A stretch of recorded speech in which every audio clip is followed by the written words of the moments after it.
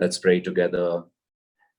Heavenly Father, Divine Mother, friend, beloved God, beloved Gurus, Jesus Christ, Babaji, Krishna, Lahiri, Mahashaya, Swami Shri Yukteswar Ji, beloved Guru, Paramhansa Yogananda Ji, saints and sages of all religions, our dear friend, our beloved guide, Swami Kriyananda Ji, we humbly bow before you all, thanking you for your teachings in our lives, your presence, your unseen but unfailing eternal guidance and grace. Open our hearts and minds that we may perceive your wisdom, that we may apply your teachings in every aspect of our lives. We are your children. Come to us. Oh. And just for a few moments, let's meditate together. Sitting upright, bringing the focus to the heart center. And from there to the spiritual eye, the point between the two eyebrows, just for a few moments.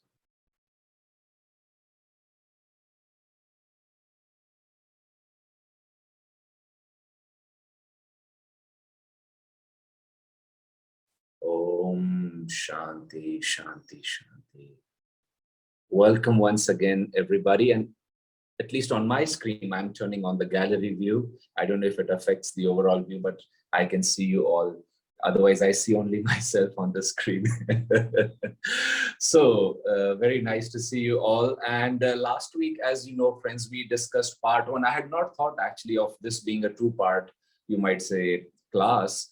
But I realized that there was a little bit more to, healing through colors, through, you may say, art. We discussed just a little bit embroidery. We talked about photographs, the photograph of Lahiri Mahashaya. As he said to one disciple, if you think of it as a photograph, that is what it will be. And if you think of it as healing power, then he said it will lend that. And I was reading in this week that went by what Swamiji said about beauty. And it's very interesting. I highly recommend this book, Art as a Hidden Message, that Swamiji has written. And he talks about, we may not realize, you see, we, of course, on our path know about the yugas. There's Kali Yuga. We are now in the upward swing of the yugas. We are in early Dwapar. There's Treta, Satya Yuga, and then the cycles come down. But Swamiji was saying, where did we lose touch with beauty? Where did we lose sensitivity around it? When did the question come, if you see something beautiful, well, it's beautiful, but how expensive is it? Things like that, which now are very ordinary in our mind, but unfortunately are actually taking a back seat because the yugas are ascending. But Swamiji, being the deep, you might say, mind that he was, in order to find solutions, he would go sometimes to the root cause. And he said it was the beginning of the Industrial Revolution. And he said over there, because things could be made fast, manufactured so quickly, it brought ease to life, that somehow in our consciousness took the importance that, oh, this is what is really of value. This is what is important. And of course, we are not denying the benefits of mass production.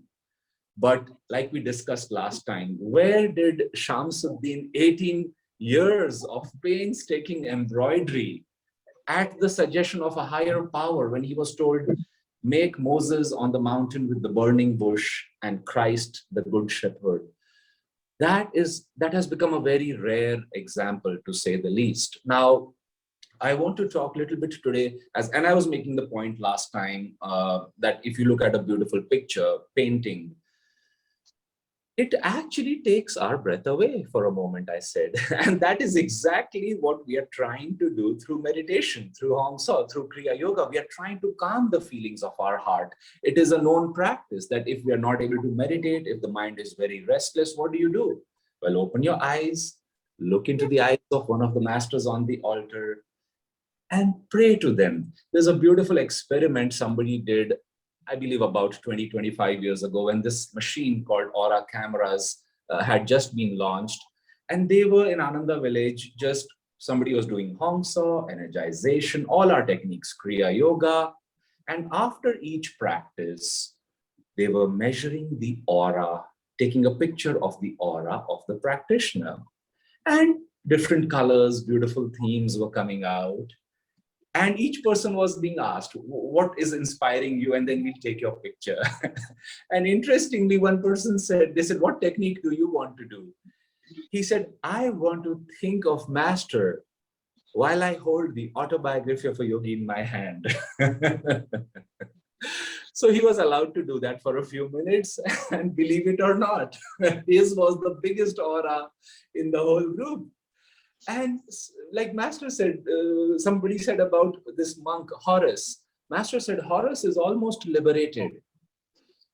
And the monks suddenly got confused because Horace was, I think he was a spastic. He was certainly mentally challenged. He had physical handicap of many things. He couldn't speak properly. And so you think, how is he applying the techniques deeply enough and such? And one of the monks said, sir, his devotion must be, somebody's camera is unmuted. I don't know whose, but I request you to mute your camera. So anyway, mute your mic, sorry. You keep on your camera though. But somebody said, sir, Horace, his devotion must be very simple. And Master, with a blissful smile, said, that's the kind God likes. And let's not forget, because ours is a path of techniques, and Master has thankfully given us techniques for healing also. Sometimes I like to think of a technique simply as a ladder. What does a ladder do? Well, you're standing on one side of the wall, you don't know what is on the other side, and somebody comes and gives you a ladder that, oh, Aditya, if you just take 5 steps, you will see a whole different reality. So a technique is scientific, it is step by step. But the giver of the technique, like Lahari Mahashaya, the giver of the photograph cannot be replaced by what he or she has brought. And same it is with the artist. When they channel something, Swami says, people say, oh, that's beautiful. There's another story. I'm saying this because Swami was talking in that book about the deadening effect society can sometimes nowadays have on our feelings. And art, he said, after the techniques of meditation, is the most powerful tool to raise our consciousness. And Swami would narrate this funny story of 2 friends who went fishing, and they were quietly sitting. Their lines were in the water, and they had a dog. Once in a while, the dog has to grab the fish. And so they were sitting, and one of them caught a fish. And his dog ran into the water and on the water. He ran through and through on the water, grabbed the fish, and brought it back. And the owner of the dog was stunned to see that his dog could walk on water. Now, mind you, this is a story, but not a true story, maybe.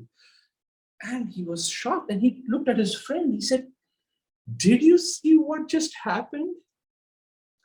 And his friend said, yes, that stupid thing cannot swim. And Swami says, so it is with our minds sometimes. We could be witnessing a masterpiece, but it requires the sensitivity, like Anand Mohima. Somebody very lovingly said, Ma, can I get you this brass pot, which was beautifully shining in the marketplace? I would love to buy you this beautiful new pot. And she said, first of all, it's not new. She said, this has been repolished. I can tell you all the details of all the past 3 owners of this pot. It's an antique piece, she said. I mean, that is so staggering, the level of sensitivity over there of what that thing is, who has touched it. And Swami is saying, in order for us to be healers, in order for us to allow ourselves to become clear crystals, he says, calm your feelings and take the benefit of, you might say, pure colors and art also. Now, I want to speak just for a few minutes about this doctor saint. His name is Giuseppe Moscati. He lived in the 1940s. I believe he passed at that time. He is the first modern medical doctor to be canonized by the church as a saint. And it was so beautiful. He had to face a lot of opposition for simple things. Like, he was in Italy, And Swami loved the movie about his life. We saw it with him many times. And he would simply say, let's give a flower to the patient. Let's take his bed out and put it in the garden for a few hours. Let him be surrounded by nature and beauty. Let's give him not these patient clothes, but more beautiful colors, pure colors. And people said, why don't you focus on the prescription? What? Because he was a microbiologist and a pharmacist, also a doctor. And he said, well, that they will do their job, but let's evoke the healing power in the patient. And he was just like Swami was, and I can see why Swami loved the movie. It's like, there is so much more that we can do. You know, Paramhansa Yogananda ji used to carry a little box of these stones called opals, gemstones. And he would open them once in a while. And if you see the picture of an opal, it's like the cosmos. You know, it's like the picture of a frozen space. And Master would look at this and he would say, it reminds me of my true home. It reminds me where I've come from. And he said, it is very easy to forget it. We all, I think, bought toys for children, newborns, 1-year-olds. What other colors do you buy? Brown, gray, black? No way. You buy rainbow colors of things. Why? Because children have just come from the astral world and their memory of the place is alive.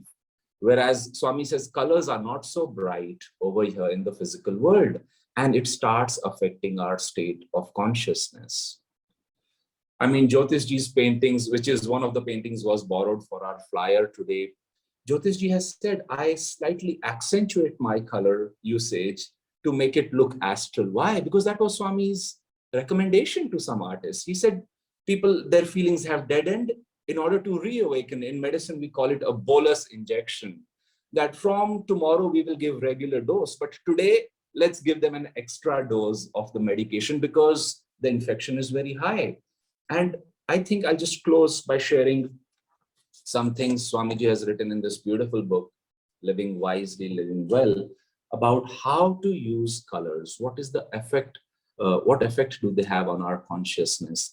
Kriyanandaji was very clear. He said, if you have, let's say, now it's not a rule, mind you, there are always exceptions. But Swamiji said, if you're surrounding yourself with muddy colors, gray, brown, jungle tones, he says, you know, it's not very uplifting. And here, this is what he writes. I'll just read the positive side, but you can go in more detail. This is for the month of May. Swamiji writes, muddy hues can obscure mental clarity. Bright hues can induce brighter emotions. For example, he goes in some colors. The color red can be cheerful. You know, I don't want to really make this long, but one time somebody did my astrological reading and found, without my any mention, the 3 colors I was most in love with: yellow, white, and red.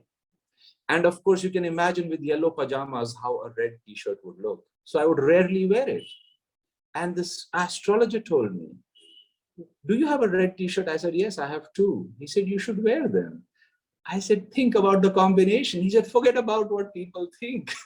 It will help you. And I thought, he said, I can see it in your chart. And he said, you need yellow, white, and red. For years, I had loved them. I had kept them in my room. But there is a whole science to this if we are sensitive. And Swami writes over here, the color orange helps one generate enthusiasm. Yellow is the color of wisdom, insight, and calm acceptance. Green for health and harmony, a heightened sense of physical and mental well-being. Blue for calmness, and then he goes on. And finally, I'll share this real example I experienced for 2 years, friends, almost every day. Swami had asked me to start a rural clinic, and I had one in different shapes and places and buildings. But finally, when I had to be the public face, I took a shop on rent outside of Pune. For 2 years, that was my clinic. And I really did a lot of fundraising and invested a lot in beauty. So much so, a person came from Pune. They said, I would have never imagined a remote rural clinic looks so beautiful. I haven't seen such a beautiful clinic in the city also. I mean, it was not luxurious, but it was simple and beautiful. I cannot tell you how many times villagers would come. They would come and I had a little waiting room and then separating me from them with a little curtain. And the person would say, can I sit here for some time? I said, sure. I said, what's your problem? They said, no, I have no problem. I'm just going to the farm, the fields, but can I sit here? I said, please do. And then I noticed that one by one, they would come and just sit over there and then thank me and leave right from the waiting room itself. And they said, one lady one day said, I find it very peaceful over here. And I had the pictures of the masters, different saints, statues, the colors, like I said, Swamiji's music was playing. There was a fragrance of an incense. Why should I do all the work in healing the patient if he or she can be healed by the waiting room itself? By their awakening, like of Giuseppe Moscati said, of their life force itself.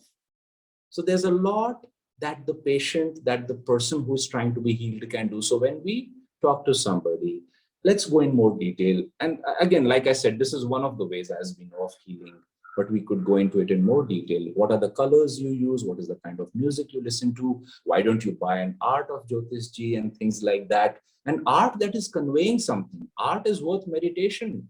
There was a great monk, Brother Angelico in Florence in Italy. To this day, people go to his monastery after hundreds of years to see the frescoes he has painted in every room, because that was leading to a lot of deep, deep divine experiences for the monks who were meditating on them. And when we go deep in consciousness, as we know naturally, we bring about healing for ourselves and for other people. So with that, I'd like to now hand it over to my friends for healing prayers. And excuse